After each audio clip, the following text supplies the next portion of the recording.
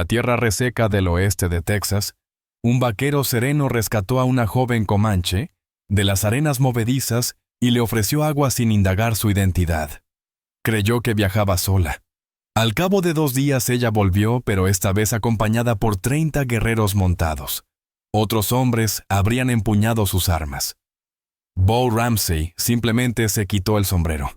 Lo que aconteció después casi provocó un conflicto, y luego ocurrió algo que nadie había previsto. Antes de proseguir, comparte con nosotros desde dónde sigues esta historia. El sol texano se cernía sobre las llanuras cual martillo ardiente, castigando sin clemencia la tierra agrietada que se extendía hasta el horizonte. Bo Ramsey ajustó el ala de su sombrero mientras su caballo, un alazán robusto llamado Hierro, se movía cautelosamente por las orillas fangosas del río Pecos. El nivel del agua había descendido notablemente durante las últimas semanas de sequía, exponiendo bancos arenosos y pozas engañosas que aparentaban firmeza, pero podían engullir a un hombre en segundos. Bo escupió sobre el suelo polvoriento y entornó los ojos bajo el sol despiadado. Llevaba 3 horas rastreando a la becerra perdida, una novilla moteada que se había extraviado hacía 2 días. No era inusual que el ganado se alejara buscando agua fresca, pero con los comanche patrullando la región y los colonos cada vez más inquietos, no podía permitirse perder ni una res. A sus 34 años, Bo había aprendido a interpretar la tierra como otros leían los periódicos. Cada huella en el lodo, cada rama quebrada, cada crack desplazada, le revelaba una historia. Había perfeccionado esta destreza durante sus años como explorador de caballería, cuando su supervivencia dependía de diferenciar entre las huellas de un venado y las de un guerrero comanche. Ahora esas mismas habilidades le permitían rastrear el ganado extraviado y mantener a flote su modesto rancho. El viento cambió de curso arrastrando el aroma del agua estancada y la vegetación putrefacta. Hierro resopló y agitó la cabeza como si también hubiera detectado algo inusual en el ambiente. Bo suavemente jaló las riendas para detenerse, agudizando sus sentidos. El silencio era casi absoluto, interrumpido solo por el ocasional zumbido de las moscas y el lejano graznido de un cuervo. Fue en ese momento cuando la divisó. Inicialmente creyó que podría ser un animal herido, quizás un venado atrapado en el fango, pero al entrecerrar los ojos y observar con mayor detenimiento su corazón, se paralizó. Era una figura humana hundiéndose gradualmente en lo que parecían arenas movedizas aproximadamente a 50 metros río abajo. La persona se debatía con escasa fuerza, pero cada movimiento parecía hundirla más profundamente en aquella trampa mortal. Bo descendió de un salto del caballo, sus botas impactando contra el terreno árido con un sonido apagado. Su mano se dirigió instintivamente hacia el Colt P-45 que portaba en la cadera, pero se detuvo a medio camino. Quien fuera que estuviese allí, se encontraba en peligro de muerte, y en ese instante eso era lo único relevante. Se aproximó con precaución, manteniéndose sobre terreno seguro, mientras analizaba la situación. La figura atrapada era una mujer joven que no aparentaba más de 20 años. Su piel era morena curtida por el inclemente sol de Texas, y su cabello negro estaba trenzado con cuentas multicolores. Vestía una túnica de ante y mocasines, y aunque estaba cubierta de lodo hasta la cintura, Bo pudo apreciar los elaborados bordados y abalorios que adornaban su vestimenta. Era indudablemente comanche. Bo sintió que el mundo se tambaleaba. Los recuerdos lo asaltaron: el humo de poblados incendiados, los gritos de los heridos, el aroma a pólvora y sangre que parecía eternamente impregnado en su ropa. Durante 5 largos años, había combatido contra los comanche, había presenciado la muerte de buenos hombres bajo sus flechas, y había participado en acciones que aún lo despertaban por las noches, empapado en sudor frío. La mujer alzó la mirada hacia él, y sus miradas se cruzaron. Sus ojos eran profundos como la noche, pero no reflejaban temor alguno. En su lugar mostraban una resignación altiva, como si hubiera aceptado su destino, pero se negara rotundamente a implorar por su vida. No pronunció palabra alguna, pero Bo pudo distinguir en su semblante la misma dignidad indomable que había observado en los rostros de otros guerreros comanche, momentos antes de su último aliento. Durante un instante que pareció eterno, Ambos mantuvieron la mirada fija. Bo podía percibir los latidos de su corazón retumbando como un tambor ceremonial. Conocía bien lo que cualquier persona sensata diría en su posición, que los Comanche eran enemigos que habían cegado vidas de colonos inocentes que permitir su muerte sería un acto de justicia por todos aquellos que habían perecido bajo sus tomahawks. Sin embargo, mientras contemplaba aquellos ojos orgullosos y desesperados, Bo solo pudo ver a otro ser humano atrapado luchando por sobrevivir. El ayer era el ayer. En este preciso momento había una vida que preservar, y eso era lo único relevante. Sin mediar palabra, Bo corrió hacia Hierro y desenrolló la soga de su montura. Era una reata de cuero trenzado resistente y probada que había utilizado innumerables veces para arrear el ganado. Confiaba en que tuviera la fortaleza necesaria para rescatar a una persona de las arenas movedizas. Volvió al borde del lodazal y comenzó a formar un lazo en uno de los extremos de la cuerda. Sus movimientos eran metódicos y seguros, fruto de años de experiencia. La mujer lo observaba en completo silencio, evitando cualquier movimiento que pudiera hundirla más. «¡Quieta!», exclamó Bo, aunque dudaba que comprendiera el inglés. «Te sacaré de ahí», arrojó la cuerda con un movimiento experto y preciso. El lazo surcó el aire y cayó perfectamente alrededor de los hombros de la mujer. Ella lo sujetó con ambas manos manteniendo su silencio. Bo aseguró el otro extremo de la cuerda a la perilla de su silla de montar y montó a Hierro. Hierro, adiestrado en las labores del ganado, comprendió al instante la tarea que tenía por delante. Bo guió al caballo con suavidad hacia atrás, manteniendo la tensión precisa en la reata, mientras el animal aplicaba una fuerza constante y firme. La arena movediza se resistía tenazmente como una bestia primitiva, aferrándose a su presa con determinación. Bo percibía cada vibración en la cuerda, cada esfuerzo que Hierro realizaba, mientras sus músculos poderosos se tensaban bajo la montura. Por un momento angustioso temió que todo fuera en vano, que la reata cediera ante la presión, o que la arena simplemente engullera a la mujer, a pesar de sus denodados intentos. Sin embargo, con un sonido viscoso y perturbador, el lodazal finalmente la liberó. La mujer emergió de su prisión fangosa, como si el barro mismo la hubiera parido nuevamente. Bo continuó la maniobra, hasta que ella quedó completamente a salvo en terreno estable, respirando agitadamente y estremeciéndose pero con vida. Desmontó velozmente para auxiliarla. El barro la cubría desde la cintura hasta los pies, y Bo observó sus manos lastimadas y en carne viva testimonio de su desesperada lucha por aferrarse a cualquier cosa que pudiera evitar su hundimiento. Pero estaba viva, y eso era lo fundamental. La mujer se incorporó despacio, apartando mechones de cabello empapado de su rostro. Sus miradas volvieron a encontrarse, y esta vez había algo distinto en sus ojos. No era exactamente gratitud, sino más bien una forma de reconocimiento, como si estuviera reconsiderando sus prejuicios sobre los hombres blancos. Bo desenrolló la cuerda de sus hombros y retrocedió respetando su espacio. Era consciente de haber transgredido una frontera invisible, de haber realizado una acción que podría causarle conflictos con los colonos del pueblo, pero no sentía remordimiento. No podía arrepentirse de preservar una vida sin importar quién fuera su dueño. Se dirigió hacia Hierro y extrajo su cantimplora y un paquete de carne seca de las alforjas. Volvió donde estaba la mujer y depositó ambos elementos en el suelo manteniendo una distancia prudente. Luego retrocedió hasta su caballo sin darle la espalda pero sin mostrar hostilidad. La mujer alternó su mirada entre los suministros y Bo evaluando la situación. Finalmente ella se aproximó y tomó la cantimplora con cautela. Bebió con una sed intensa y desesperada, mientras el agua se deslizaba por su mentón mezclándose con el barro, que aún persistía en su rostro. Al terminar cogió la carne seca y la guardó discretamente entre los pliegues de su túnica. Sus miradas se cruzaron una vez más, dos desconocidos unidos por un instante de pura humanidad, en un mundo que parecía haber olvidado el significado de tal conexión.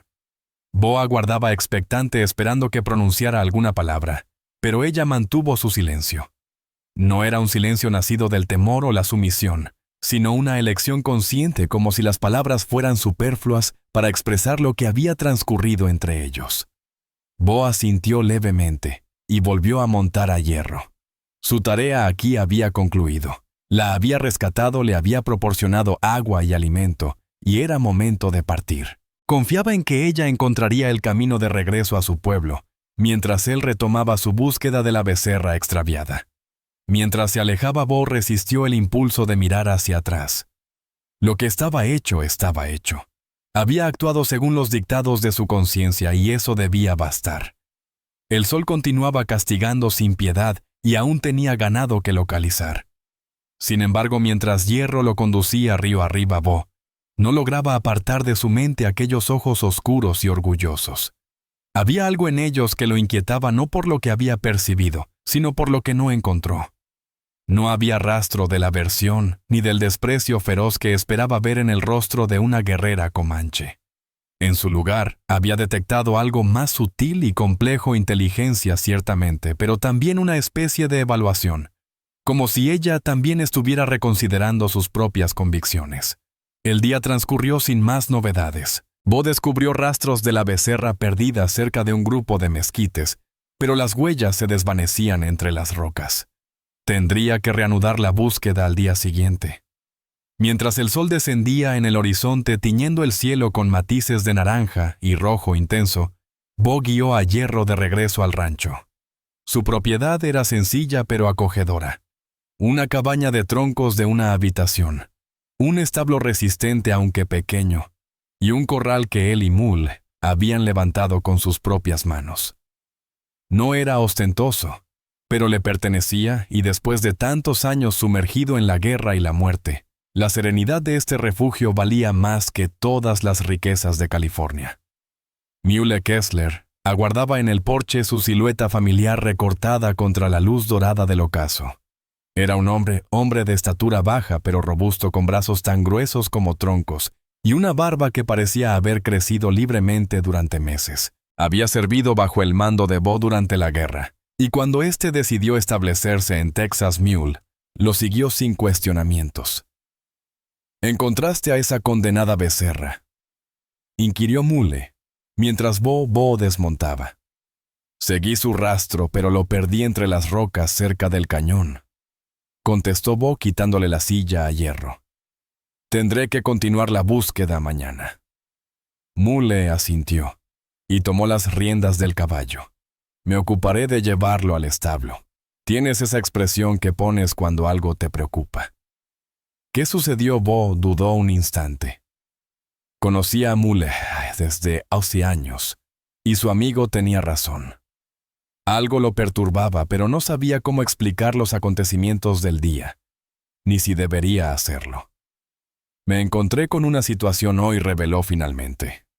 «Alguien en apuros». Y Mule esperó, pero Bo no añadió más. «De acuerdo, guarda tus secretos. Pero si se avecinan problemas, preferiría estar advertido». Bo asintió. «Si surgen dificultades, serás el primero en saberlo. Te lo aseguro». Esa noche Bo se sentó en su porche con una taza de café contemplando las estrellas. La brisa nocturna era refrescante y apacible, un alivio después del calor diurno.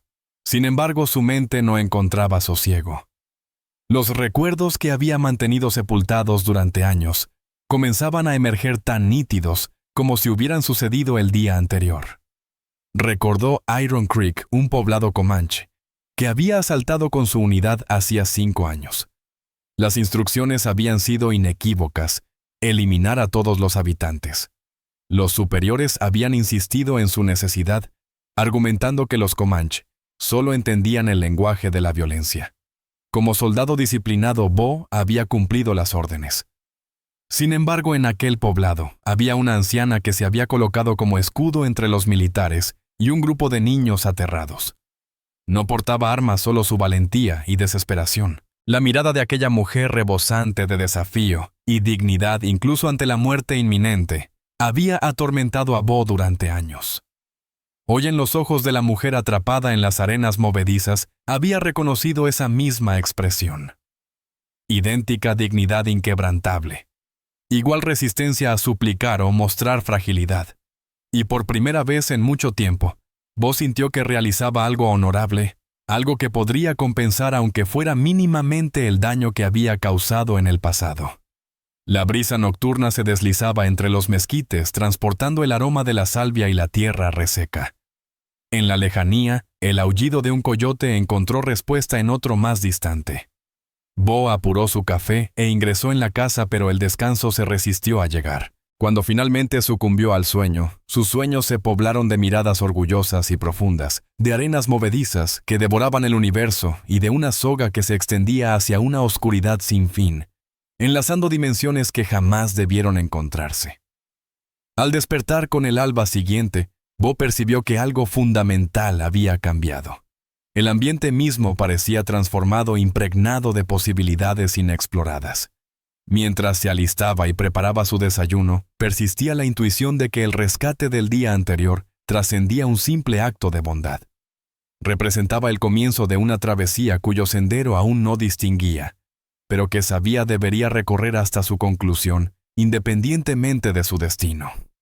El río Pecos continuaba su curso ajeno a las tribulaciones humanas, pero Bo comprendía que la serenidad de sus aguas era engañosa. Al igual que la tranquilidad que había construido en su modesto rancho, podía desvanecerse en cualquier momento. Solo quedaba por determinar si él sería el artífice de ese cambio o si el destino decidiría por él. La elaboración y narración de esta historia requirió considerable dedicación, así que si estás disfrutando del relato, considera suscribirte a nuestro canal. Tu apoyo es invaluable. Retomemos la narrativa. Bo se despertó aquella mañana con la inequívoca sensación de que el universo había experimentado una transformación durante su sueño. La luz solar se colaba por la ventana solitaria de su cabaña, pero parecía distinta, más penetrante, como si portara un mensaje cifrado que aún no lograba interpretar. Se vistió con parsimonia, ejecutando movimientos precisos pulidos por años de costumbre, mientras su mente divagaba hacia los ojos profundos de la mujer comanche y la extraña paz que lo había invadido tras rescatarla. 48 horas habían transcurrido desde el encuentro en el río. 2 días de búsqueda sin éxito de la ternera extraviada, de mantenimiento rutinario en el rancho, de diálogos escuetos con Mule, que evitaban cuidadosamente abordar lo que verdaderamente le perturbaba. Bo había confiado en que el paso del tiempo atenuaría la intensidad de aquel encuentro, que los recuerdos se diluirían como otros acontecimientos cotidianos. Sin embargo, la escena de la mujer atrapada en el arenal se había tornado más vívida, más insistente. Esa mañana había resuelto reparar la cerca en el sector occidental de su propiedad, una tarea postergada durante varias semanas. Era trabajo físico, el tipo de actividad que habitualmente conseguía silenciar los pensamientos inquietantes que lo acosaban. Había partido temprano con sus herramientas, decidido a invertir la jornada en algo concreto y productivo. Bo estaba asegurando un poste tambaleante cuando percibió el primer sonido extraño. No era el viento, cuyas variaciones conocía íntimamente en esta tierra árida. No era el mugido del ganado ni el crujir de los mezquites bajo el sol matinal. Era algo más profundo, más rítmico, un retumbar que parecía emerger desde las entrañas de la tierra misma. Se detuvo con el martillo suspendido en el aire y aguzó sus sentidos. El sonido se intensificaba gradualmente, volviéndose más nítido con cada instante. Cascos. Una multitud de cascos golpeando el suelo reseco en un compás sincronizado, que delataba la presencia de jinetes expertos sobre monturas bien adiestradas. Beos depositó el martillo en el suelo y se encaminó hacia Hierro, que pastaba plácidamente junto a la cerca. El caballo había enderezado la cabeza y sus orejas se habían tensado en alerta. También él había captado aquella aproximación sonora. Bo se montó con un movimiento ágil y cabalgó hacia una pequeña loma que le proporcionaría una vista más amplia del territorio circundante. Lo que contempló le paralizó el aliento. Una columna de jinetes se aproximaba desde el este, avanzando en perfecta formación a través de las llanuras. Incluso a esa distancia, Bo logró contabilizar no menos de 30 caballos cada uno, portando a un guerrero.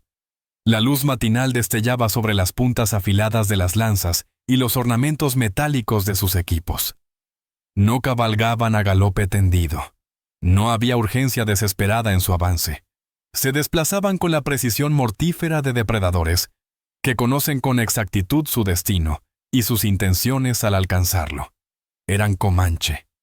No cabía la menor duda. Bo sintió la sequedad apoderarse de su garganta mientras observaba la columna aproximarse. Su mano se deslizó instintivamente hacia el rifle en la funda de su montura, pero se contuvo de extraerlo. 30 contra 1 no representaban odds que ningún hombre prudente consideraría sin importar su destreza con las armas, si venían por él. Si esto era alguna forma de represalia diferida por años de enfrentamientos entre sus pueblos, poco podría hacer salvo vender cara su vida. Pero algo en la disposición del grupo sugería que no se trataba de una incursión guerrera típica. Se dirigían directamente hacia su rancho, eso era innegable, pero carecían de la dispersión táctica característica de un ataque. Se mantenían en una formación casi ritual, como si fueran una delegación diplomática. Mientras observaba con atención, Bo comenzó a distinguir siluetas individuales entre los jinetes que se aproximaban. Al frente cabalgaba un hombre de edad avanzada, cuya presencia emanaba autoridad incluso a la distancia. Junto a él, Bo entrecerró los ojos, dudando si su vista le engañaba. Cabalgaba una figura más menuda, más esbelta, con largas trenzas que se mecían sobre sus hombros. Su corazón dio un vuelco inesperado. Era ella la mujer que había rescatado de las arenas movedizas junto al río hacía 2 días. Bo descendió de la colina y regresó hacia su cerca, pero mantuvo a Hierro ensillado y preparado. Si debía enfrentar lo que estaba por venir, lo haría en su propio territorio junto a la casa y el establo que había levantado con su esfuerzo. Era tanto una cuestión de honor como de táctica. Mule emergió del establo. Evidentemente también había percibido el sonido de los cascos aproximándose. Sostenía su rifle Spencer, aunque apuntando hacia el suelo. Sus miradas se cruzaron, y Bo pudo leer en sus ojos la misma interrogante que le atormentaba. Había llegado el momento en que su pasado los alcanzaba. ¿Cuántos son?, preguntó Mule, con voz tensa pero firme. 30 quizás más, contestó Bo. Avanzan en formación, no como una partida de guerra. ¿Y eso qué significa? Bo sacudió la cabeza. No estoy seguro, pero mantente cerca del establo. Si la situación se complica, úsalo como protección. Mule asintió, pero permaneció inmóvil. Había servido bajo el mando de Bo durante demasiados años, como para abandonarlo ahora sin importar las circunstancias. Los jinetes aparecieron sobre una pequeña elevación a unos 200 metros.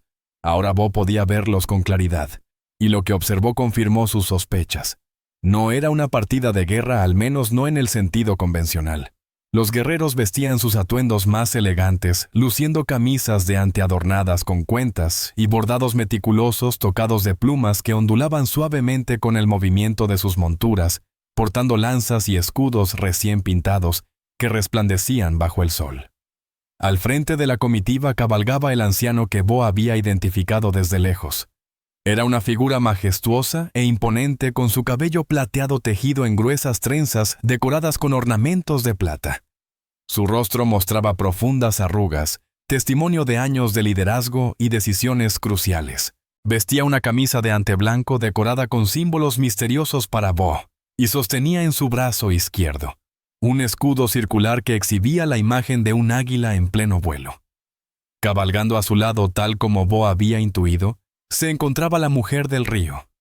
Su apariencia era notablemente distinta ahora sin rastros del barro que la había cubierto durante su rescate. Llevaba una túnica de antecolor crema embellecida con cuentas azules y rojas, formando complejos diseños geométricos. Su cabello estaba trenzado con cintas multicolores y lucía brazaletes plateados en ambas muñecas. Sus ojos permanecían inalterados, profundos, perspicaces, y ahora reflejaban una determinación que Bo no había percibido anteriormente. La comitiva se detuvo a 50 metros de la casa manteniendo una distancia que denotaba respeto pero permitía el diálogo.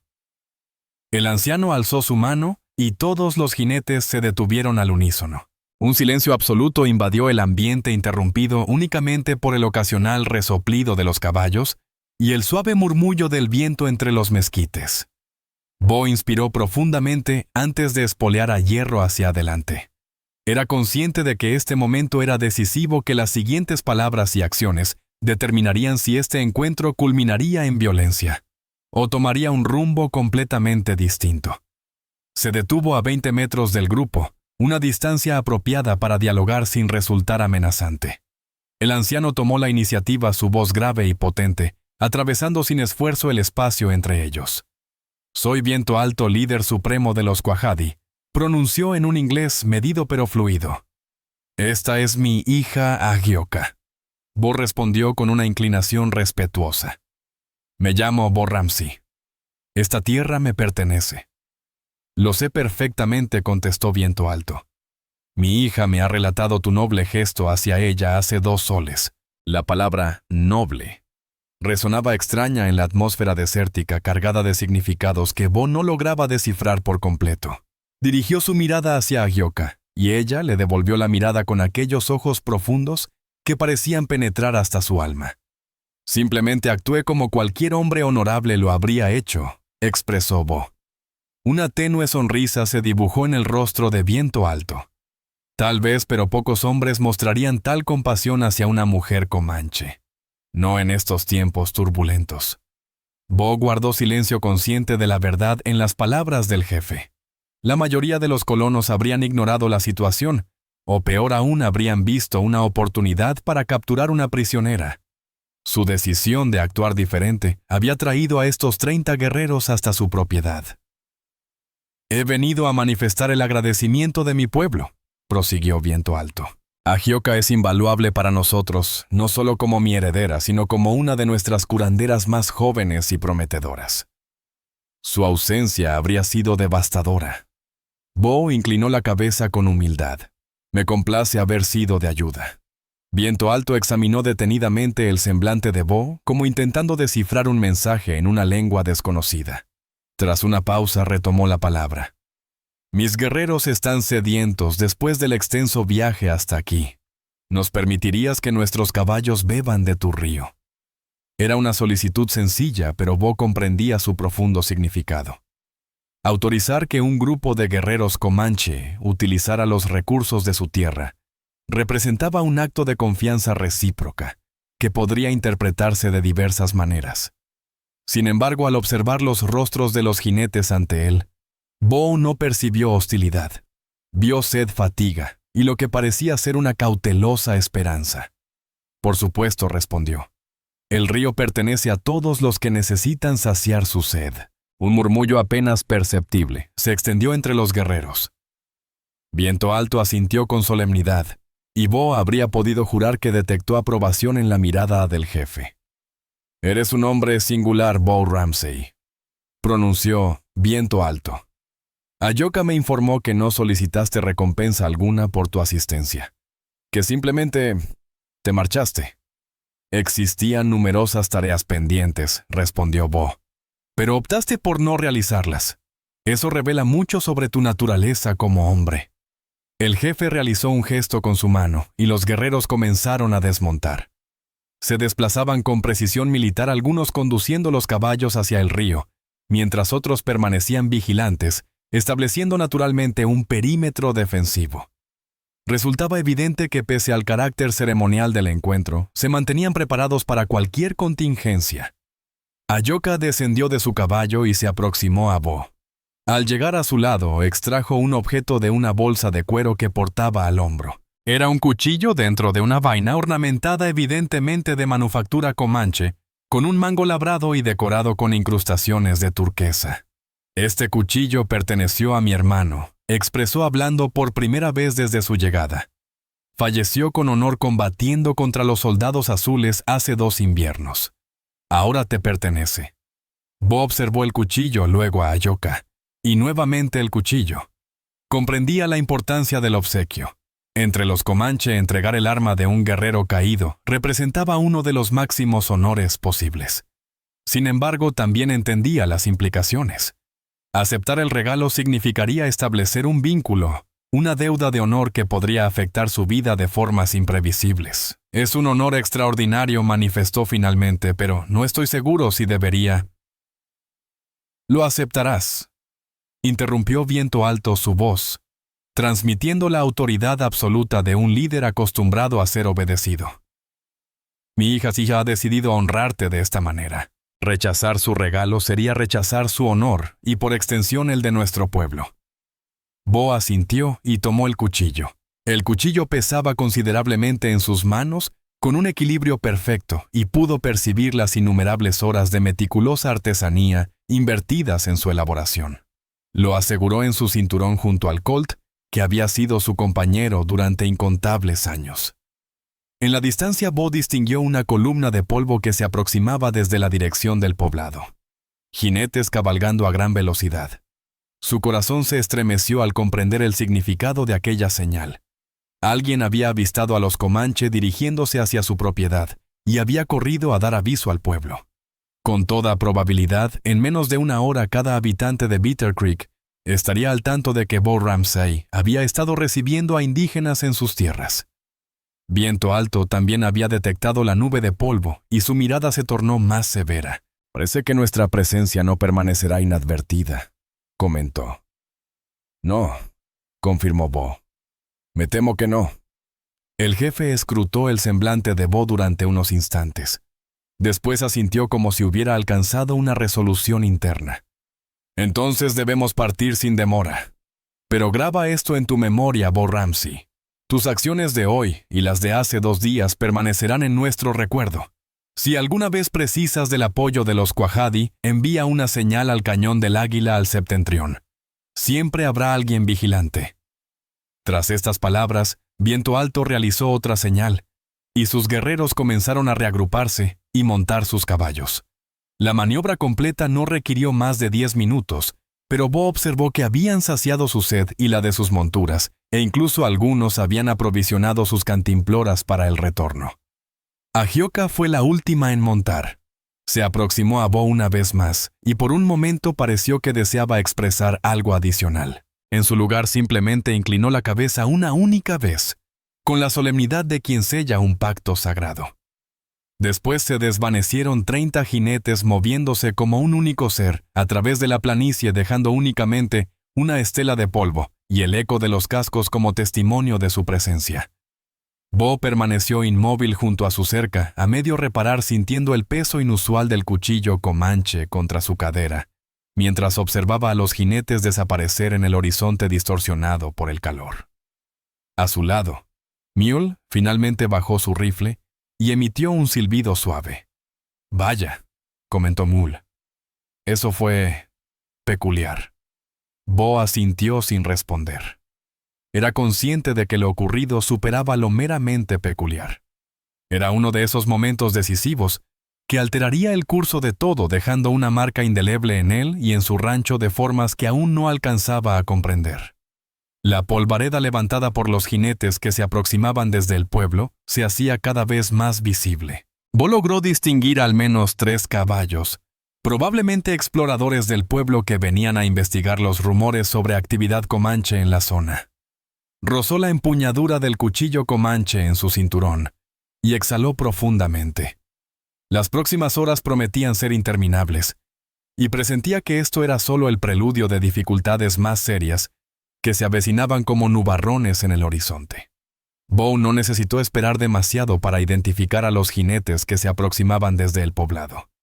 Distinguió la figura del sheriff Ellis DeWitt, incluso a la distancia por su característica manera de montar erguido como un poste y con los hombros rígidos, como si perpetuamente estuviera posando para un pintor. Lo acompañaban 2 individuos más: Jake Morrison, uno de los rastreadores del pueblo, y Tom Bradley, el herrero que ocasionalmente fungía como ayudante cuando las circunstancias lo exigían. Los 3 hombres cabalgaban velozmente, generando una cortina de polvo que danzaba en el aire estático de la tarde. Bo percibió la inquietud en sus semblantes incluso antes de que estuvieran lo suficientemente próximos para conversar.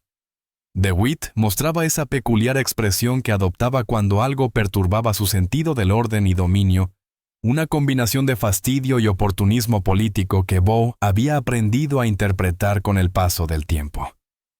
Los 3 jinetes se detuvieron cerca de la vivienda, y DeWitt descendió con movimientos estudiados y dramáticos. Era un hombre de 40 años luciendo un bigote meticulosamente encerado, y un traje que invariablemente parecía demasiado impecable para alguien que supuestamente trabajaba en la frontera texana. Sus ojos azules reflejaban frialdad y astucia, y Bo comprendía que el sheriff ya estaba analizando la situación desde diversas perspectivas políticas. Bo pronunció DeWitt con una voz que intentaba proyectar una autoridad oficial que sonaba artificial. Hemos recibido informes sobre actividad comanche en tu propiedad. ¿Podrías explicarnos qué ha estado ocurriendo aquí? Bo cruzó los brazos sobre su pecho, sintiendo el peso del cuchillo comanche contra su cadera, como un recordatorio tangible de lo recién acontecido. Recibí visitantes, llegaron pacíficamente, abrevaron sus caballos y partieron. Visitantes. La voz de DeWitt se elevó notablemente. ¿Te atreves a llamar visitantes a una treintena de guerreros comanche, armados hasta los dientes? Jake Morrison dio un paso al frente, evidentemente ansioso por compartir su versión de los acontecimientos. Era un hombre inquieto con mirada nerviosa, que constantemente parecía buscar formas de ganarse el favor de sus superiores. Los observé desde la colina occidental, sheriff. Eran 30, posiblemente más, todos con pintura de guerra, portando lanzas y escudos. Permanecieron aquí al menos una hora conversando con Bo, como si fueran amigos de toda la vida. No llevaban pintura de guerra, corrigió Bo con serenidad. Y su estancia no se prolongó por una hora.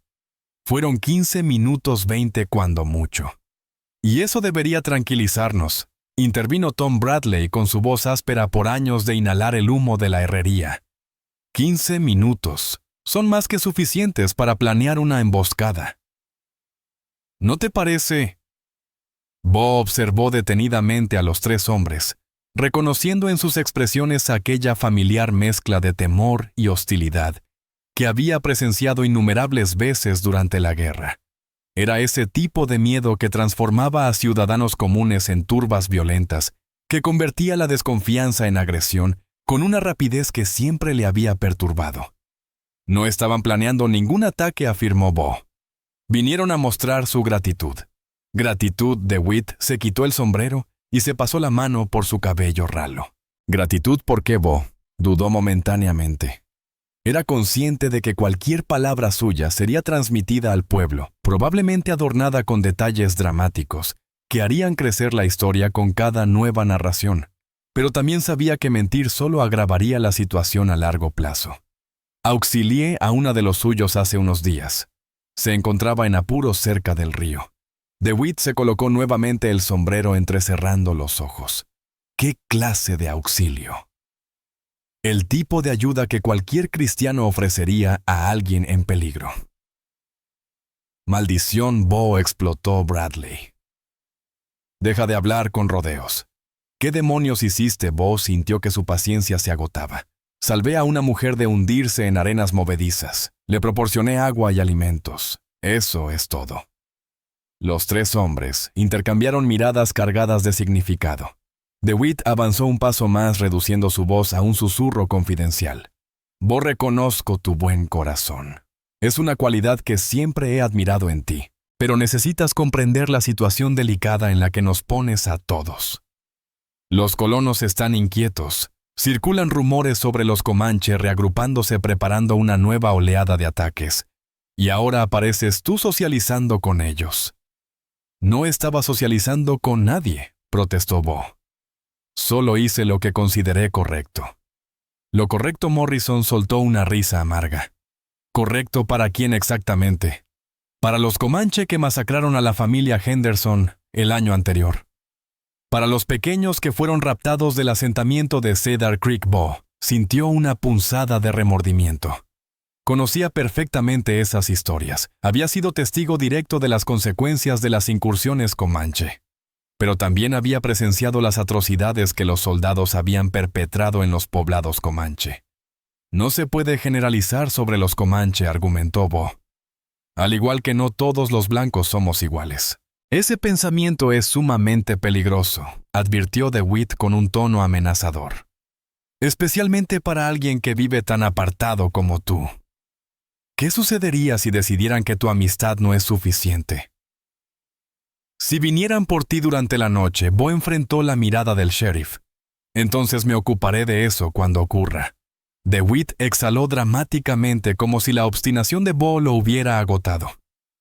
Escucha, no deseo que esto se convierta en un asunto oficial. No quiero verme obligado a arrestarte por auxiliar al enemigo. Pero el pueblo necesita garantías de que no se repetirán visitas como la de hoy. No puedo impedir quién viene a mi propiedad, respondió Bo. Pero sí puedo decidir cómo trato a quienes llegan. Ese es precisamente el problema, intervino Bradley. No puedes recibirlos como invitados distinguidos cuando son los mismos salvajes que han estado atacando nuestros asentamientos durante años.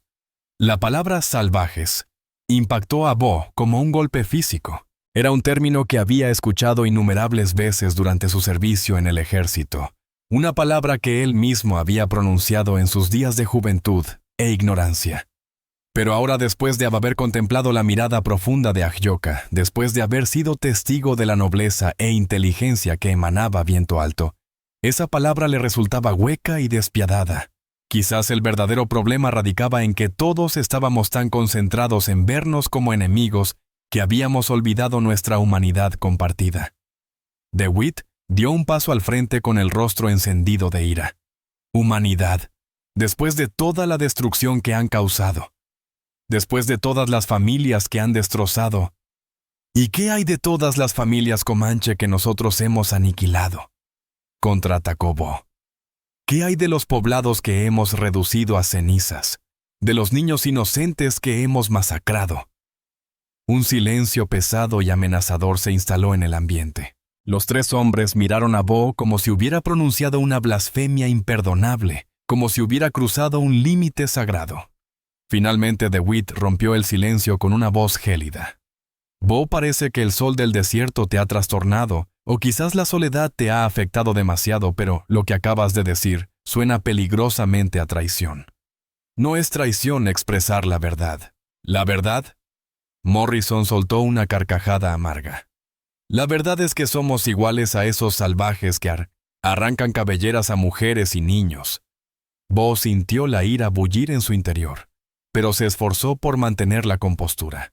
La verdad es que la violencia solo engendra más violencia, y que tal vez, solo tal vez, si comenzáramos a tratarnos como seres humanos, en lugar de enemigos, podríamos encontrar un camino hacia la paz. DeWitt se aproximó hasta quedar a un palmo de Bo. Esa es una filosofía muy noble, Bo. Pero la nobleza no te mantendrá con vida cuando vengan por ti en la noche y no protegerán a las familias inocentes que podrían ser atacadas porque tú les has dado a los Comanche la impresión de que somos débiles. Débiles. Bo se quitó el sombrero y se pasó la mano por el cabello con frustración. Mostrar compasión es señal de debilidad. En este momento y lugar sí, respondió DeWitt con firmeza. La compasión es un privilegio que no podemos permitirnos. Bo observó a los tres hombres que tenía enfrente sintiendo cómo una profunda melancolía se apoderaba de su corazón. Estos eran sus vecinos, personas con las que había compartido innumerables momentos y charlas a lo largo de los años. Pero ahora los veía como desconocidos transformados por un miedo que los había endurecido hasta el punto en que la simple empatía se había convertido en algo sospechoso. Bien, pronunció finalmente. Supongo que ahí es donde nuestros caminos se separan. DeWitt asintió pausadamente como si hubiera anticipado esa respuesta. Puede ser, pero Bo, como tu sheriff y como alguien que ha valorado tu amistad durante años, permíteme darte un consejo. Mantente alejado de los Comanche. No les brindes ayuda, no les des comida ni siquiera agua. Y si vuelven por aquí, nos lo comunicas de inmediato.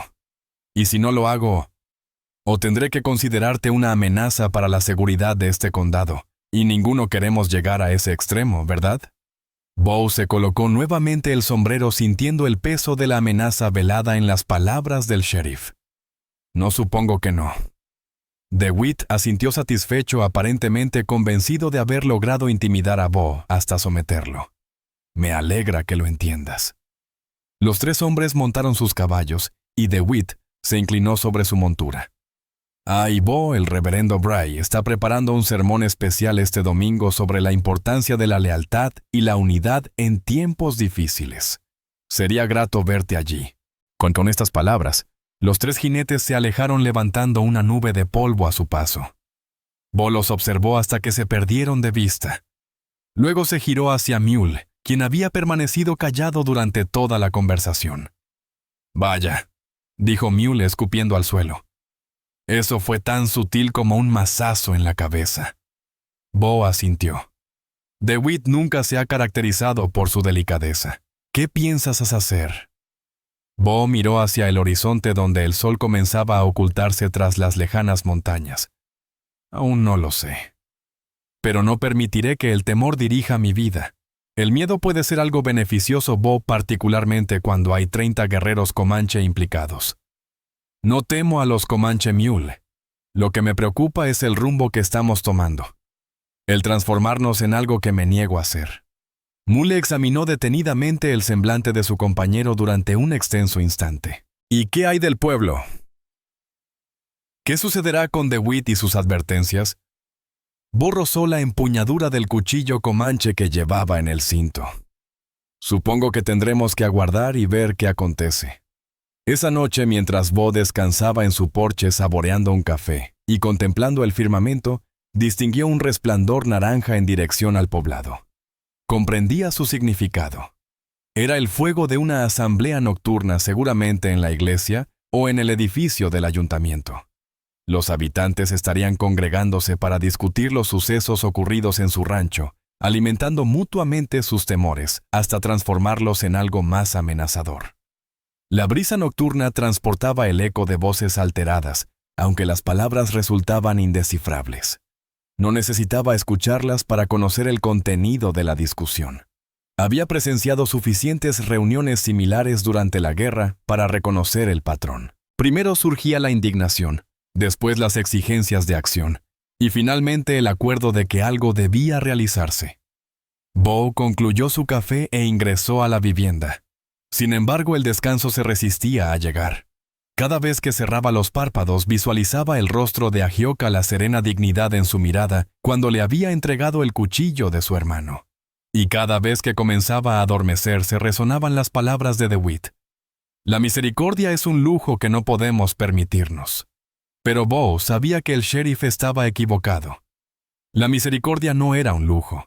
Era lo único que los diferenciaba de las bestias.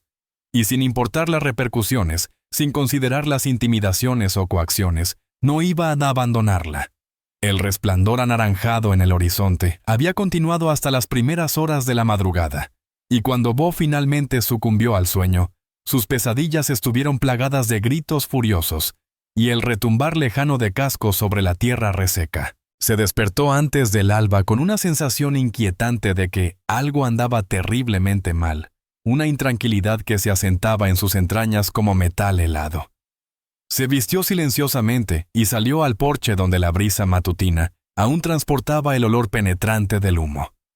En la lejanía podía observar que las luces del pueblo permanecían encendidas, algo poco común para estas horas tempranas.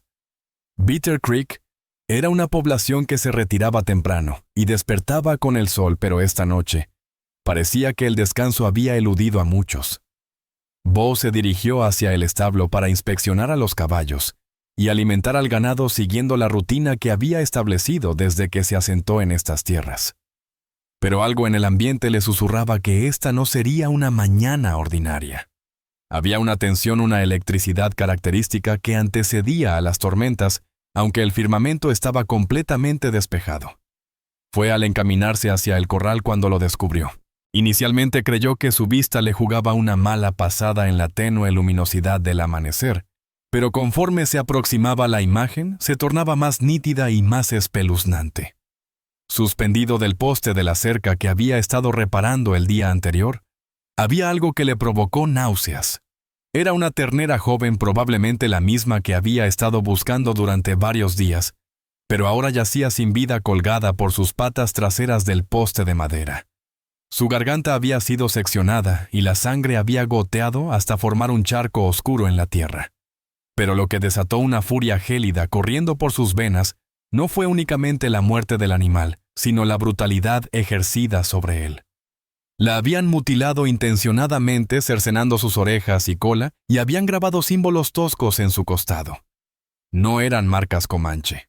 Bo conocía sus señales lo suficientemente bien para distinguirlo. Eran cortes burdos y descuidados realizados por alguien que pretendía imitar marcas tribales, pero evidentemente carecía del conocimiento para reproducirlas con autenticidad. En el poste de madera grabado con profundidad se leía un mensaje en inglés: «Amante de salvajes, vete o muere». Bo permaneció inmóvil ante la escena durante varios minutos, mientras la ira y el dolor se disputaban el dominio de sus sentimientos. Su experiencia con la violencia le permitía reconocer que esto no era obra de guerreros Comanche.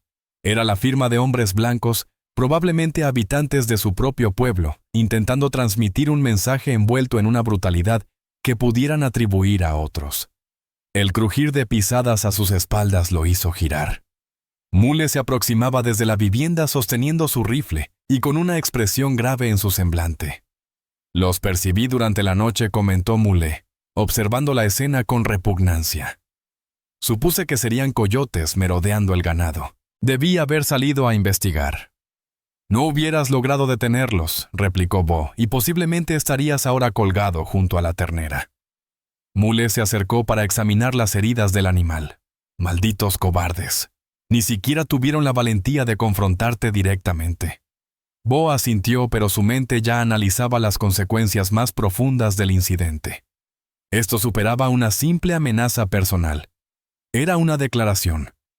Los responsables querían demostrarle que tenía enemigos, que su acto de compasión hacia Ahyoka había sido interpretado como una traición por algunos de sus vecinos. «Debemos enterrar a la ternera», indicó Bo, «y después prepararnos». Prepararnos para que Bo dirigió su mirada hacia el pueblo donde el humo continuaba elevándose en delgadas espirales contra el cielo matutino. Para lo que está por venir. Esto no concluye aquí. Dedicaron la siguiente hora a descolgar la ternera del poste y cavar una sepultura improvisada en suelo firme alejada de la casa. Era una labor penosa y desagradable, pero Bo insistió en realizar el trabajo con dignidad. El animal no merecía convertirse en un símbolo en la guerra de otros. Durante la tarea, Mule mantuvo un monólogo constante maldiciendo a los responsables y especulando sobre sus identidades. Bo, sin embargo, permaneció callado, sumergido en sus reflexiones. Comprendía que esto era apenas el inicio. Los perpetradores no se contentarían con una simple advertencia. Justo cuando terminaban de rellenar la tumba, divisaron a un jinete que se aproximaba. Esta vez no era un grupo, sino una figura solitaria que avanzaba con cautela, pero sin la urgencia desesperada que había caracterizado a los visitantes del día anterior. Conforme la silueta se acercaba, Bo reconoció que era una mujer. Cabalgaba al estilo Comanche con la elegancia natural que solo otorgan los años sobre el lomo de un caballo. Su pulso se aceleró al identificarla. Ahyoka detuvo su montura a unos 50 metros de la casa, tal como había hecho su padre el día anterior. Pero ahora estaba sola, sin la protección de 30 guerreros. Su presencia aquí, después de los acontecimientos nocturnos, era tanto valiente como temeraria. Bo caminó hacia ella, mientras Mule permanecía cerca de la casa con el rifle preparado, aunque apuntando al suelo.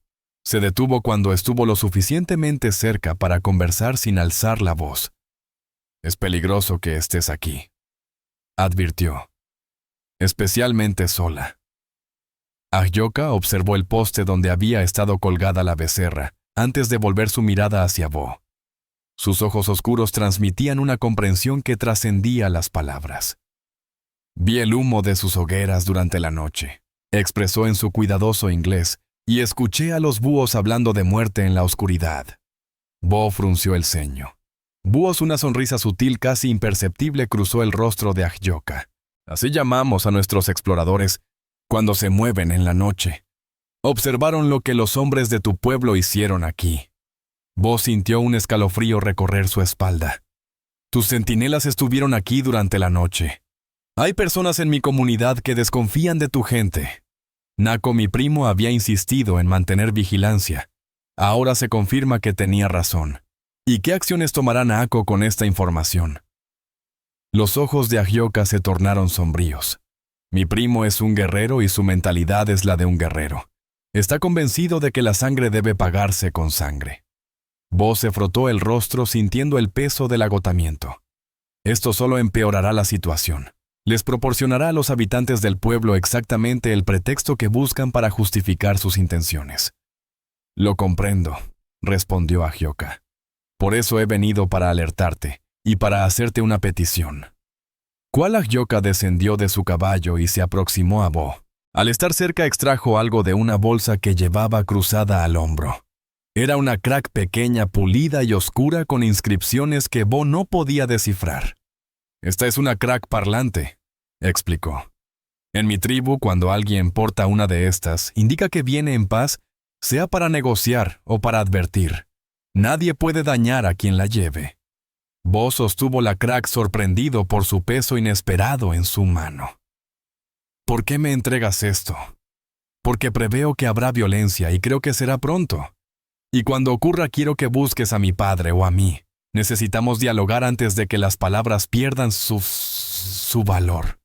Y si ya es tarde para eso, Agioka dirigió su mirada hacia el pueblo donde el humo seguía elevándose en la mañana. Entonces todos sufriremos las consecuencias de la insensatez de unos pocos. Bo guardó la crack en el bolsillo de su camisa notando su extraño peso contra su pecho. Agioka, hay algo que debes saber. Los hombres que perpetraron esto anoche no solo lo hicieron para intimidarme, lo hicieron para que pareciera obra de guerreros comanche. Los ojos de Agioka se endurecieron. Comprendo. Desean que mi pueblo cargue con la culpa de su cobardía precisamente. Y si Naako y sus guerreros actúan ahora, estarán cayendo directamente en su trampa. Agioka asintió pensativamente. Hablaré con mi padre. Quizás él pueda contener a Naako un poco más. Pero dime qué piensas hacer tú. Bo contempló su propiedad observando el establo y los corrales que había construido con su esfuerzo mirando la pequeña extensión de tierra que se había transformado en su hogar. Aún no lo he decidido, pero no permitiré que el miedo me expulse de mi propia tierra. Tal vez no sea una decisión que puedas tomar, murmuró Agioka con delicadeza. Los hombres dominados por el miedo son capaces de actos terribles. Como si sus palabras los hubieran convocado, siluetas emergieron en el horizonte. Esta vez no eran 3 jinetes, sino una docena o más, avanzando en formación compacta hacia el rancho. Bo distinguió el brillo de las armas bajo la luz de la mañana listas para ser utilizadas. «Debes marcharte», le urgió a Agioka. «Inmediatamente». Sin embargo, Agioka permaneció inmóvil, observando a los jinetes aproximarse. «No me iré hasta saber sus intenciones». Agioka, si nos encuentran juntos aquí, quizás finalmente comprendan que no todos los comanches son sus enemigos. Bo deseaba protestar, insistir en que se marchara antes de que fuera demasiado tarde. Pero había algo en la expresión de Agioka, una determinación inquebrantable que le recordaba a su padre, indicándole que no se movería hasta que ella lo decidiera. Los jinetes se aproximaban velozmente, y Bo pudo identificar a varios, incluso desde lejos. DeWitt encabezaba el grupo naturalmente, pero lo acompañaban hombres inesperados, comerciantes del pueblo ganaderos, e incluso el reverendo Bray, montado en una mula vieja, que parecía tan incómoda con la situación como su jinete se mostraba resuelto. Mul se acercó desde la casa sosteniendo su rifle preparado listo para usarlo. «Bo, esto me da mala espina». «A mí tampoco», contestó Bo. «Pero mantengamos la calma hasta ver qué pretenden». El grupo se detuvo aproximadamente a 100 metros de la casa, formando un semicírculo que bloqueaba efectivamente cualquier posibilidad de escape hacia el este o el sur. Bo observó con preocupación las cuerdas que colgaban de las monturas de varios jinetes, comprendiendo perfectamente su siniestro propósito. DeWitt avanzó hacia ellos, su rostro enrojecido por el sol y la furia contenida. «Ramsay, ¿qué demonios crees que estás haciendo?» «Estoy en mi propia tierra», respondió Bo con firmeza. «¿Cuál es el problema, sheriff?» «El problema es que tienes a una salvaje en tu propiedad, después de lo ocurrido anoche». DeWitt señaló acusadoramente a Agioka, quien se había colocado junto a Bo después de que sus compañeros masacraran tu ganado y amenazaran tu vida. Bo sintió que la ironía de la situación lo golpeaba como un puño físico. Los mismos hombres que probablemente habían sacrificado su becerra, ahora culpaban a los Comanche del crimen. «Los Comanche no mataron mi ganado», declaró Bo con voz firme y clara. «Y ella no es mi prisionera, sino mi invitada». Un murmullo de indignación recorrió el grupo de jinetes. El reverendo Bryce se adelantó en su mula con el rostro pálido pero decidido. «Bo Ramsey», proclamó con su voz de predicador que resonó a través de la distancia. «Has caído en las garras de los siervos de Satanás, pero aún puedes alcanzar la redención si abandonas tus caminos pecaminosos». Bo miró al predicador con una mezcla de lástima y repugnancia. «Reverendo, lo único pecaminoso que veo aquí es una turba armada amenazando a gente inocente». «¿Inocente?». DeWitt soltó una risa amarga. «¿Llamas inocente a alguien de la raza que ha estado masacrando colonos durante décadas?». Bo notó cómo Ahioka se tensaba a su lado, pero ella mantuvo la compostura. En lugar de responder a la provocación, habló con una voz serena que transmitía más autoridad que todos los gritos de los hombres montados. «Soy Ahioka, hija de Viento Alto. Vengo en paz portando una crack de habla para advertir sobre peligros inminentes. Pero veo que el peligro ya está aquí». Sus palabras pronunciadas en un inglés impecable provocaron un silencio momentáneo entre los jinetes. Sin embargo, DeWitt no tardó en recuperar su compostura. «No nos interesa quién seas ni qué crack portes. Este es territorio americano y no tienes derecho a permanecer aquí», espetó con desdén. «Tengo el derecho otorgado por Bo Ramsey como invitada en su propiedad», replicó Ahioka con firmeza. ¿O acaso los americanos han dejado de respetar los derechos de propiedad? La pregunta atravesó el aire como una daga afilada, pues era precisamente el tipo de argumento que estos hombres no podían rebatir sin contradecir sus propios principios sobre la ley y el orden. Bo dio un paso al frente consciente del peso de la crack de habla en su bolsillo y del cuchillo Comanche en su cinturón. «Ahioka está bajo mi protección. Si tienen algún problema con eso, pueden tratarlo directamente conmigo». DeWitt esbozó una sonrisa carente de toda calidez. «O definitivamente lo trataremos, Bo. De eso puedes estar completamente seguro». Una ráfaga de viento cambió de dirección, trayendo consigo el aroma penetrante de la pólvora y el sudor equino. Bo observó que varios de los hombres habían desenfundado sus armas manteniéndolas apuntando hacia el suelo, pero preparadas para actuar aquí. La mañana que había comenzado con la promesa de aclaraciones se estaba transformando velozmente en algo mucho más amenazante. Bo examinó los rostros de aquellos hombres que conocía desde hacía años, percibiendo en ellos la metamorfosis que el miedo y la rabia podían provocar en personas comunes. En el horizonte apenas perceptible, en la distancia ondulante del calor, distinguió más polvo elevándose. Más jinetes se aproximaban, aunque resultaba imposible determinar si eran más colonos o si Naako había decidido que era momento de que los Comanche respondieran a la provocación.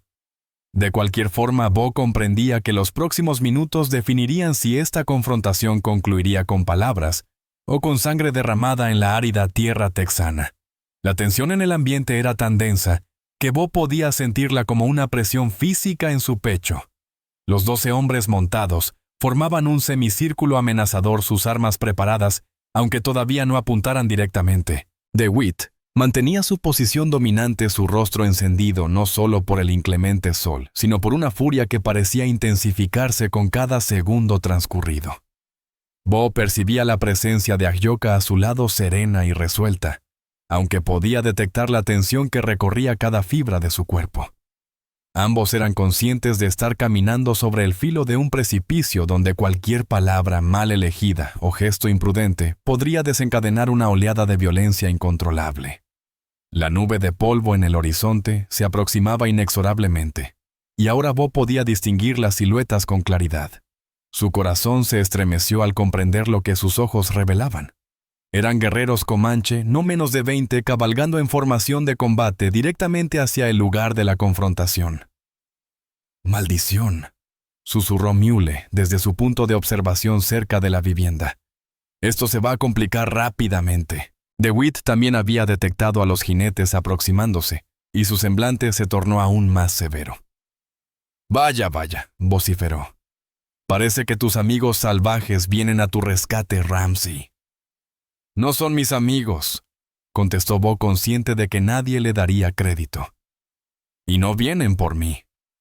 «Entonces, ¿qué demonios hacen aquí?», inquirió Tom Bradley, con la voz quebrada por la tensión. Ahioka dio un paso al frente, su voz cortando el aire como un cuchillo afilado. «Están aquí porque mi primo desconfía de los hombres blancos. Porque anoche presenció lo que le hicieron a la ternera de Bo, y decidió que era momento de actuar». Un murmullo de indignación recorrió el grupo de colonos. El reverendo Bray avanzó en su mula apuntando a Ahioka con un dedo tembloroso. «Lo ven, se los advertí. Están confabulados. Ella admite que han estado vigilando nuestras tierras». «No vigilaban», aclaró Ahioka. «Protegían. Después de que Bo me salvó la vida a algunos de mi pueblo, decidieron montar guardia para garantizar su seguridad». «¿Y qué magnífico trabajo hicieron?», se mofó DeWitt. «Permitieron que masacráramos tu ganado y grabáramos amenazas en tu cerca». Bo sintió como la ira helada recorría sus venas. «Ustedes no permitieron nada. Ustedes fueron los responsables». El silencio que descendió fue tan profundo que Bo podía escuchar el viento silbando entre los mezquites. Los jinetes intercambiaron miradas, y Bo detectó culpabilidad en algunos rostros, aunque otros solo mostraban desafío. Finalmente, Jake Morrison rompió el silencio con voz defensiva. «Eso es una calumnia. Los salvajes mataron tu ganado para enviarte un mensaje». «¿En serio?». Bo se aproximó al poste donde había estado colgada la ternera. «Entonces los Comanche aprendieron a escribir en inglés porque el mensaje estaba grabado aquí mismo en inglés perfecto». El silencio persistió, pero Bo no había concluido. «Y hay algo más, Jake. Los cortes en el animal no fueron realizados por alguien con experiencia o conocimiento. Fueron burdos ejecutados por alguien que intentaba imitar marcas tribales, sin haberlas visto jamás». DeWitt se enderezó en su asiento, su rostro transformándose en esa expresión de indignación fingida que empleaba cuando se sentía acorralado. «Estás acusando a ciudadanos americanos honorables de...». «Estoy acusando a cobardes que hacen sus fechorías amparados por la oscuridad», interrumpió Bo con firmeza. «Estoy acusando a hombres que carecieron del coraje para enfrentarme directamente». Los guerreros comanches se encontraban próximos ahora lo suficientemente cerca para que Bo pudiera distinguir sus rasgos individuales. Al frente cabalgaba un joven con el rostro cubierto de pintura de guerra, sus ojos emanando una furia apenas contenida. Sin duda era Naako, el primo de Ahioka, que había perdido a su hermano a manos de soldados americanos. Los guerreros se detuvieron a unos 100 metros, formando una línea de batalla que espejaba la de los colonos. Bo se hallaba literalmente atrapado en medio con 12 hombres armados de un lado y 20 guerreros comanche del otro. Naako exclamó algo en su lengua nativa, y Ahioka respondió con voz serena, pero firme. El intercambio fue breve pero intenso, y Bo no necesitaba comprender las palabras para entender la situación. Naako exigía acción inmediata mientras Ahioka intentaba apaciguarlo. «¿Qué están diciendo?», preguntó DeWitt, llevando su mano hacia su arma. «Mi primo pregunta por qué los hombres que mataron la becerra de Bo siguen con vida», tradujo Ahioka. «Le estoy explicando que esta es una oportunidad para descubrir la verdad». «La verdad», se burló Bradley con amargura. «La verdad es que han estado planeando atacarnos, y Ramsay ha sido su cómplice». Esa acusación pareció ser el detonante final. Naako lanzó otra orden, y los guerreros comanche iniciaron un movimiento estratégico desplegándose en una formación que rodeaba eficazmente a los colonos. Las lanzas se elevaron hacia el cielo, los arcos se tensaron con precisión, y Bo percibió que el momento decisivo se aproximaba inexorablemente. «Todos, mantengan la calma», exclamó Bo, su voz resonando en el aire como un trueno. «No es necesario que haya muertes hoy». Pero DeWitt, habiendo agotado su tolerancia y control diplomático, se irguió sobre su montura y extrajo su arma apuntando directamente hacia Ahioka. Este teatro termina aquí mismo, vociferó. La indígena vendrá conmigo como prisionera y tú, Ramsay, serás arrestado por traidor. El tiempo pareció ralentizarse en ese instante. Bo observó cómo el dedo de DeWitt presionaba gradualmente el gatillo. Contempló a Naako preparándose para arrojar su lanza. Notó a los colonos buscando sus armas frenéticamente. En cuestión de momentos, Bitterwash se transformaría en un sangriento campo de batalla donde perecerían hombres de ambos bandos. Sin embargo, una voz potente atravesó el aire como el rugido de un jaguar. ¡Alto! Todas las miradas se dirigieron hacia el este, donde una silueta solitaria emergió sobre una pequeña colina. Incluso desde lejos, la imponente presencia del hombre era innegable.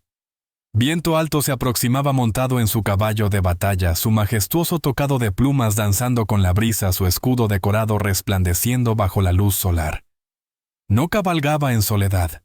Tras él, extendiéndose en una línea aparentemente interminable, avanzaban más guerreros Comanche. Bo intentó contabilizarlos, desistiendo al superar los 50. Era más que una simple partida guerrera. Era un ejército completo.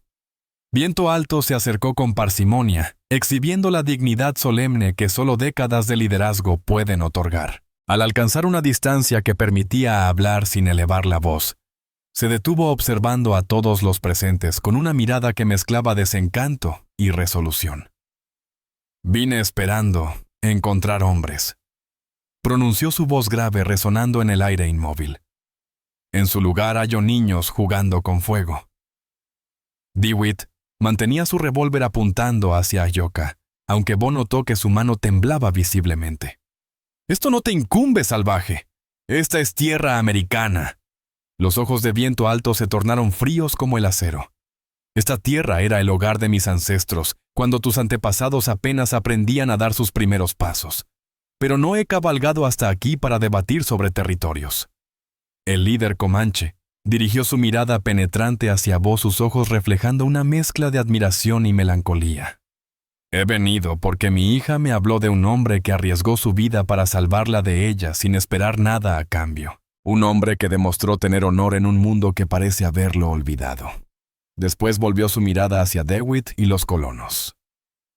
«También vine porque mis exploradores me informaron que ese mismo hombre estaba siendo amenazado por cobardes que masacraron su ganado en la oscuridad para luego culpar a mi gente de sus fechorías».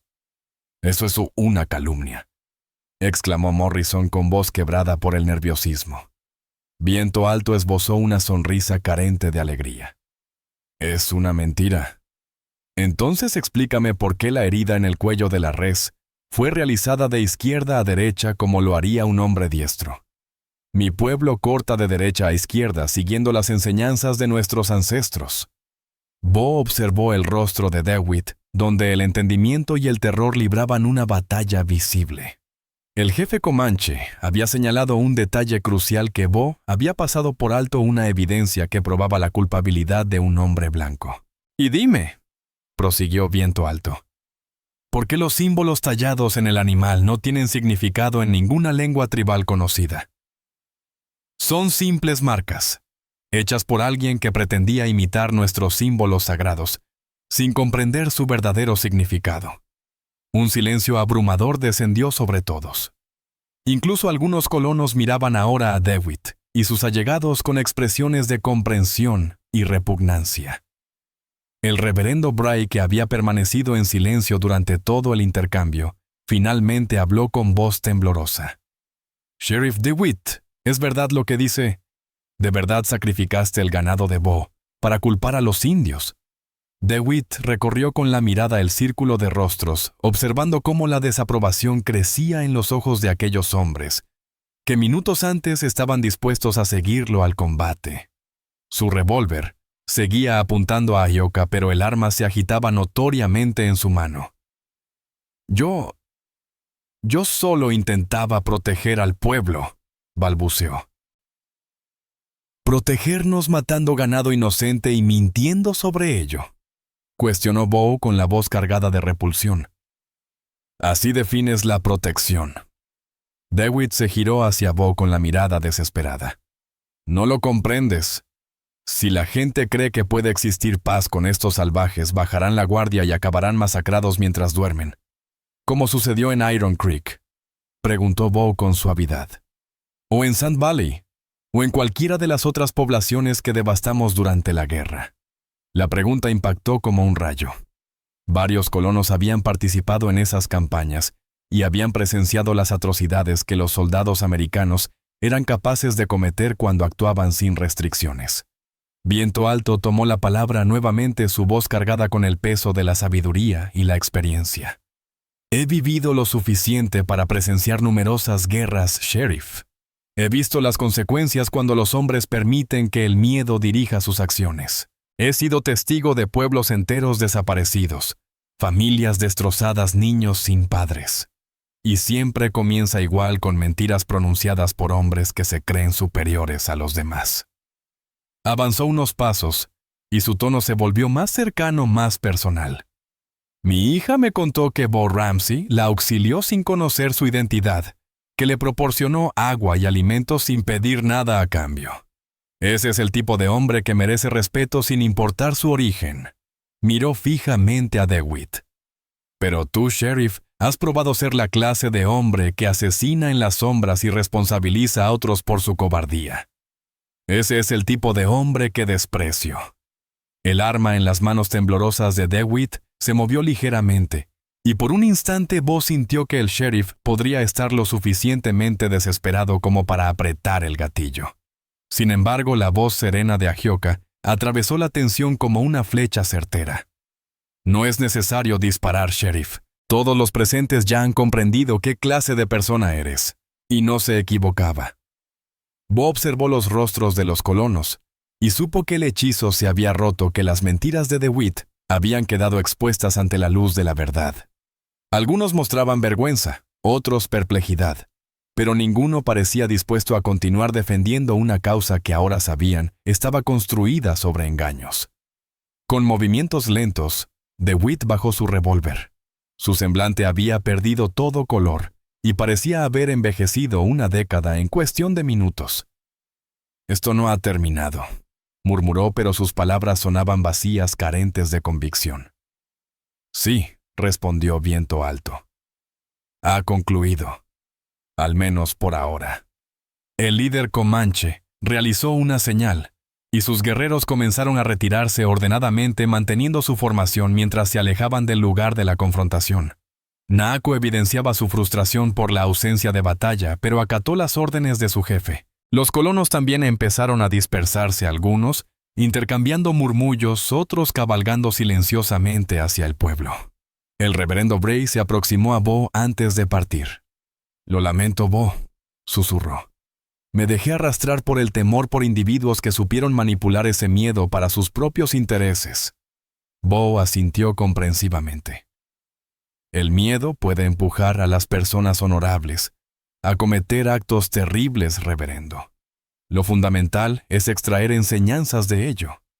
Pronto solo permanecieron Bo Mule Ahioka y Viento Alto en el espacio donde momentos antes parecía inevitable un enfrentamiento sangriento. El sol descendía hacia el oeste, y las sombras se extendían señalando el final de una jornada que lo había transformado todo. Viento Alto se aproximó a Bo y extendió su mano. «Has demostrado ser un hombre de honor, Bo Ramsey. Mi gente no olvidará esto». Bo estrechó la mano del jefe, percibiendo la fortaleza y la dignidad en su apretón. «Espero que esto marque el inicio de una nueva era entre nuestros pueblos». «Quizás», contestó Viento Alto. «Pero el sendero será extenso y complejo. Hay demasiado rencor que superar, abundante desconfianza que necesita sanación». Ahioka se acercó a su padre. Después dirigió una última mirada a Bo. «La crack parlante que te entregué mantiene su significado. Si en algún momento necesitas comunicarte con nosotros, utilízala». Con estas palabras, padre e hija montaron sus corceles y comenzaron su partida. Sin embargo, antes de desvanecerse en la lejanía, Viento Alto se giró una vez más. «Bo Ramsey», exclamó, «cuando vuelva la lluvia, siembra semillas. Es momento de que nuevas cosas florezcan en esta tierra». Y así se marcharon, dejando únicamente el eco de los cascos y el murmullo del viento entre los mezquites. Bo permaneció inmóvil junto a Mule, contemplando el horizonte donde las siluetas de los jinetes comanche se difuminaban en la distancia ondulante del calor. «Vaya», comentó Mule finalmente. «Eso fue peculiar». Bo palpó la crack parlante en su bolsillo. Luego observó las nubes que se formaban en el horizonte occidental. Por primera vez en semanas parecían nubes cargadas de lluvia. «Sí», concordó. «Muy peculiar». Las nubes que Bo había divisado formándose en el horizonte occidental no eran una ilusión. 3 días después del encuentro en Bitterwash, el cielo se abrió derramando la primera lluvia verdadera que esta región de Texas había presenciado en más de 2 meses. Bo despertó con el sonido de las gotas golpeando el techo de hojalata de su cabaña. Un sonido tan dulce y familiar que por un momento creyó estar soñando. Se levantó y salió al porche permitiendo que las gotas frescas acariciaran su rostro. El aire estaba impregnado con el aroma a tierra mojada y nuevas oportunidades, y por primera vez en semanas, Bo experimentó una sensación de serenidad instalándose en su interior. La lluvia descendía con delicadeza pero sin pausa, empapando el suelo reseco y formando pequeños charcos en las hendiduras y depresiones del terreno. Mule emergió del establo con su sombrero chorreando y una expresión de alegría en su cara. «Por todos los cielos no existe melodía más hermosa que esta», exclamó sobre el sonido de la lluvia. Bo asintió, pero su atención estaba capturada por algo distinto. En la distancia apenas perceptible, a través del velo de agua, distinguió una figura solitaria aproximándose a caballo hacia el rancho. Su pulso se aceleró al reconocer la elegante silueta y el característico modo de cabalgar. Ahioka se aproximaba con cautela a su montura, avanzando cuidadosamente sobre el terreno ahora resbaladizo. Portaba una capa de cuero que la resguardaba de la lluvia, pero su rostro permanecía descubierto, y Bo notó que también sonreía. Se detuvo próxima al porche, lo suficientemente cerca para conversar sin necesidad de gritar por encima de la lluvia. Viento Alto había predicho que la llegada de la lluvia marcaría el momento de sembrar. Bo descendió del porche sin importarle que la lluvia empapara su vestimenta. «Traigo algunas cosas que podrían interesarte». Ahioka desmontó y extrajo una bolsa de cuero de sus alforjas. Contenía semillas diversas, mezquites albiaflores silvestres autóctonas y otras plantas que Bo no identificaba, pero sabía que pertenecían a esta tierra, tanto como los comanche, que las habían recolectado. «Mi abuela dice que estas semillas han aguardado la lluvia apropiada durante generaciones», explicó Ahioka. «Afirma que cuando se siembran con la intención adecuada, pueden desarrollarse hasta convertirse en algo extraordinario». Bo cogió un puñado de semilla, sintiendo su peso pequeño pero significativo en su mano.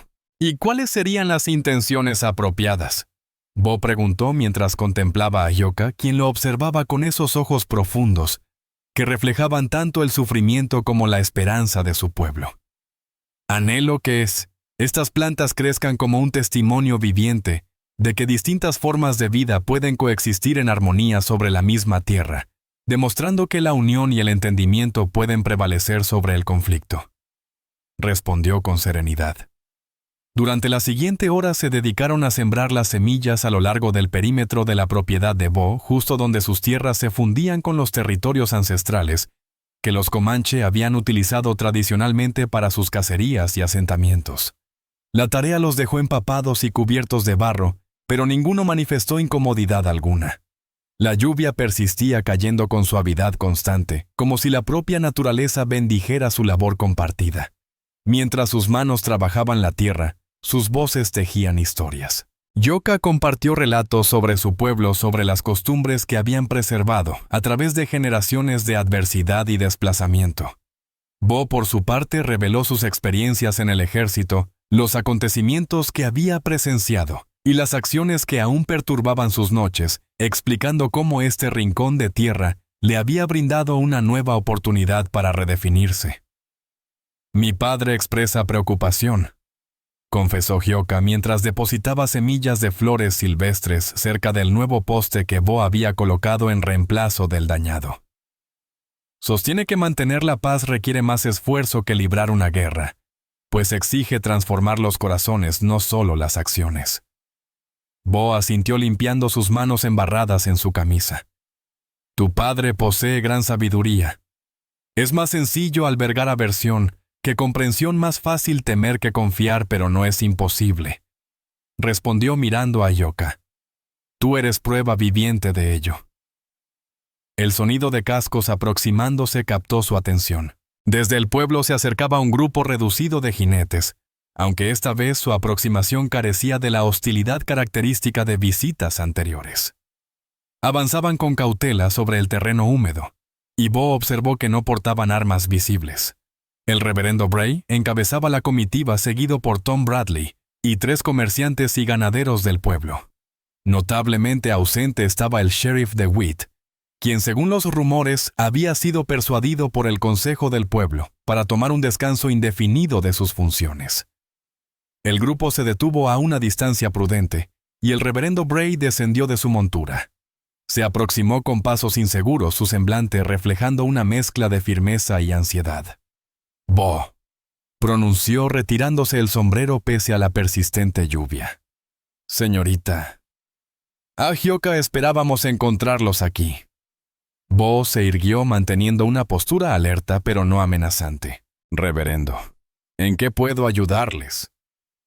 Bray observó las semillas en las manos de Bo. Luego dirigió su mirada hacia las plantas recién sembradas junto a la cerca. Hemos venido... Es decir, el pueblo ha enviado una delegación para dialogar sobre los acontecimientos recientes. ¿Qué hay que discutir?, cuestionó Bo. La verdad ha salido a la luz. DeWitt y sus seguidores fueron desenmascarados como mentirosos y cobardes. Así es, confirmó Bray con voz apenas perceptible sobre el sonido de la lluvia. Y queremos expresar nuestras disculpas por haber sido tan fácilmente engañados, por permitir que el temor nublara nuestro razonamiento. Tom Bradley se adelantó permaneciendo sobre su caballo pero inclinándose hacia adelante. No todos participamos en las acciones de DeWitt, Bo, pero todos fuimos cómplices al no cuestionar lo suficiente. Ahyoka se incorporó sacudiendo la tierra de sus manos. ¿Y qué proponen hacer al respecto? Los hombres intercambiaron miradas incómodas. Finalmente Bray retomó la palabra. Hemos estado deliberando el consejo del pueblo, los principales ganaderos, las familias más antiguas del yacelugar. Consideramos que quizás sea momento de intentar una aproximación diferente. ¿Qué clase de aproximación?, inquirió Bo, aunque intuía el rumbo de la conversación. Un tratado, respondió Bradley. No oficial, comprenderán. El gobierno federal no autorizaría negociaciones formales, pero tal vez un acuerdo entre vecinos. Algo que permita que ambos grupos utilicen la tierra sin confrontaciones. Bo miró a Ahyoka intentando interpretar su expresión. Sus ojos revelaban un interés cauteloso pero también desconfianza. ¿Qué tipo de acuerdo específicamente?, preguntó ella con cautela. Bray se aclaró la garganta evidentemente nervioso. Bueno, hemos identificado varias zonas que actualmente no están siendo utilizadas de manera activa por ninguna de las partes. Nos referimos a territorios ubicados entre los asentamientos próximos a fuentes de agua. Áreas donde tradicionalmente han realizado actividades de caza, pero que no son fundamentales para el crecimiento del pueblo. Y entonces, consideramos que podrían establecerse como espacios neutrales. Lugares donde ambas comunidades puedan acceder al agua, realizar intercambios comerciales, resolver sus diferencias de manera pacífica. Bo sintió que una pequeña llama de esperanza se encendía en su interior. Están proponiendo un verdadero intercambio comercial. No solo tolerancia mutua. Bradley asintió.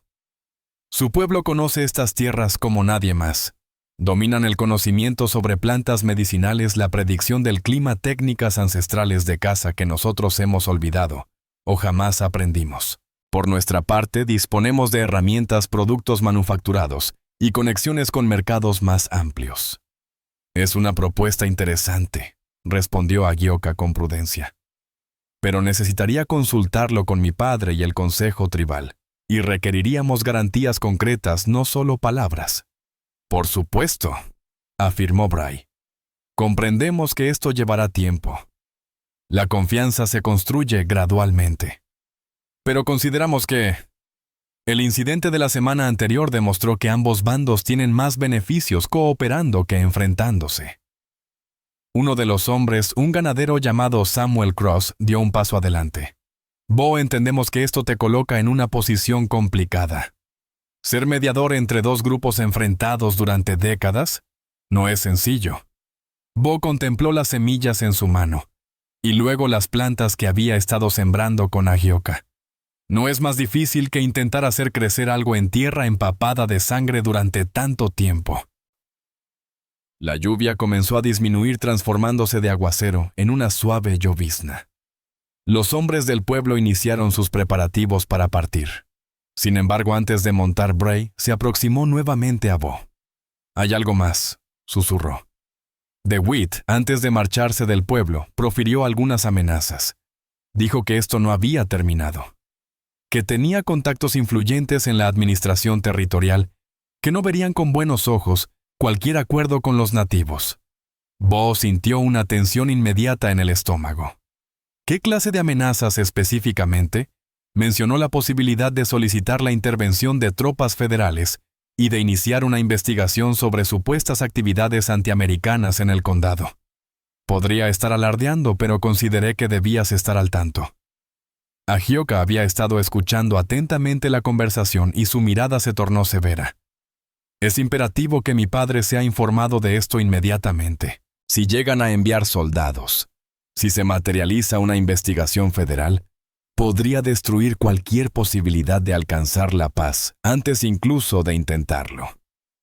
Concluyó Bo.